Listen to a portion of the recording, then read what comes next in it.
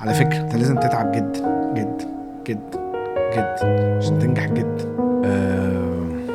مش هتشتغل الحلقة، ما مش هتشتغل عشان الناس اللي بتطلع تقولي بتزعق ليه في الفيديوهات. انا لازم ازعق، ما هو لازم يبقى في حماس عشان الكلام اللي انا بقوله ده ليه علاقة بالحماس. فانا لازم اقول لك انت لازم تتعب جدا جدا جدا عشان تنجح جدا جدا جدا جدا. فالكلام ده يوصل لك. يعني فيش واحد بيجري وفراق وبيعمل كده وهيبقى هادي، بتجري فقلبك بيدق فضربات قلبك بتزيد فمتحمس اكتر. فما ينفعش بقى اوصل لنتائج وانا هادي كده، وما ينفعش ابقى بعمل برزنتيشن لناس وعايز اوصل لهم وجهة نظري وانا بتكلم بمنتهى الهدوء. لازم يكون عندك الحماس الكافي عشان توصل المعلومه بتاعتك للاودينس. ده مش معناه ان انت بتبقى بتزعق بس، ده معناه ان انت تبقى متحمس وعندك بادي لانجوج وبتعرف تشاور وبتعرف تتكلم وبتعرف تانجيج كمان مع الاودينس، يعني تعرف تقف فهم ينتبهوا فتكمل. فلازم تكون بتعرف تعمل الحاجات دي كلها عشان تكومينيكيت. لو عجبك الكلام ده اعمل لي كومنتس هنا، هتلاقيني بطلع لك تاني كل يوم.